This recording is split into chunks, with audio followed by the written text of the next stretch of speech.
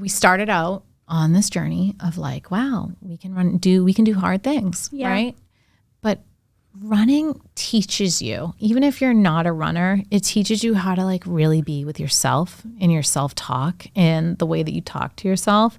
It was something that it was like very therapeutic. I do not enjoy like the act of running and running for a really long time is not, but like when I find myself and connect back to that version of myself that I definitely lost along the way, especially in motherhood, was so wonderful to get that piece of me back as we were running. That runner's high is a real thing. It is. Yeah. Even if you're not like really into running, because I still, even though I've ran 3 marathons, I still don't think of myself as a runner. I don't. Yeah. You're very goal oriented when it comes to your running. It's not recreational. No. Yeah. That's fair. That's very fair.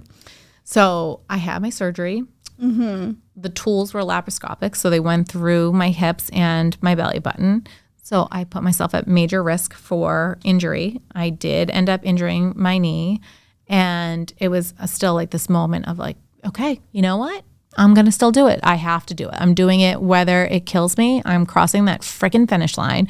And I kept saying like, okay, right. I need to take a right onto Hereford, left onto Boylston, right onto Hereford. And I'd visualize taking the turn. And I kept saying it over and over again to the point where like my sister found t-shirts that said it. And we were like, took pictures there the day of, but there's nothing like that in the city of Boston. It was crazy to run it 10, years after the bombing. It was just like Boston's so magical, and having it be marathon weekend, feeling all the feels, having your family rally around you, but also running for something that Dana-Farber not only saved my life, but the research that's done at Dana-Farber is so promising. So the money that we raised is for the Claudia Adams Barr Research Program.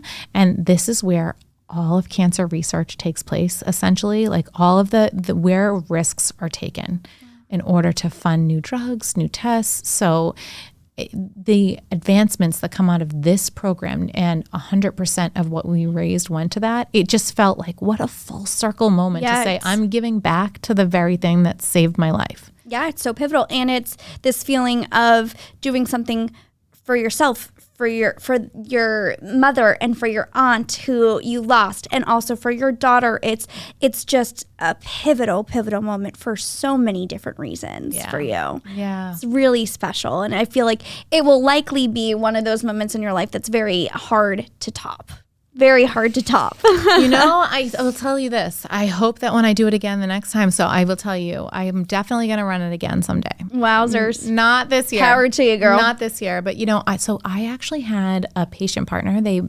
When you run for DFMC, you have the opportunity, if you'd like to make a deeper connection with somebody going through pediatric cancer. My patient partner, her name's Zoe, and she is such a beautiful little ray of sunshine. And Zoe taught me a lot. Like, it was one of those things when I met her mom, her sister, her dad, and I saw what this family is really going through. And she's 6, almost 7, or she's officially 7. And that's the age I was when cancer came into my life, and it didn't come nearly hit the same capacity. And I know that if I can make strides in my life, she's going to change the world. She has this like big, bright attitude, but Zoe's feel-good days are typically on Monday. And this little girl waited in the rain, bald, going through chemo with her family at mile 17 to make sure that I was running it and doing okay with my knee. And she was like, I just kept saying, I just got to get to Zoe. I don't care if I drop out after I see Zoe. Just Zoe needs to see me running this race. I need to do this for Zoe.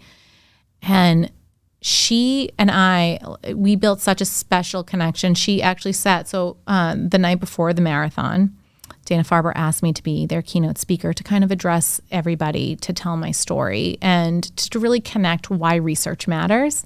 And so I started this really exciting realization, actually, that when you tell your story, you have the ability to not only have people see that they too can take action with their health and think about their own health slightly differently. And we don't have to have the same story, but I realize that when I tell my story, sometimes it hits people differently because it makes them think. And it wasn't something that I ever thought of. I never realized that my story could do that. But when Zoe was listening to my story, Zoe afterwards came up to me and she was like, Kristina, can you promise me something? I was like, anything, you name it. And she's like, someday will you run the Boston Marathon with me? And I was like, oh yeah, you're going to crush it. Let's go. And I think the title of my speech was called Someday. And it was about how, because I always had the dream. The dream was someday that we all will have that feeling that we can go after what we want. We whisper to ourselves all the time, someday I'm going to go after whatever it is that I want to get. Maybe it's the new job. Maybe it's the boyfriend. Someday I'm going to have the family that I want. Someday. We tell ourselves someday all the time. But when cancer comes into your life, you realize that life's not a dress rehearsal. And you can make someday now. Like you can. You have to. But someday I know that the people in that room are going to fight toward finding a cure, and they're going to make advancements. And someday we're going to realize that we were all a part of that. And that was something that was wild. And when Zoe ever took those words, looked at me and said, someday will you run this with me? It's like, oh my God.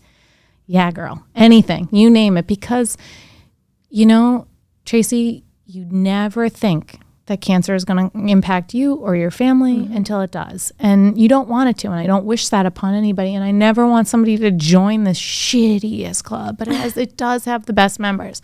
Yeah. And all you want is a sense of normalcy and finding your community. And so I will say, I hope that if anyone who's listening needs community, they know it's out there. They know that now with technology, we can connect more than ever. And it's the most beautiful thing about Instagram because you can connect.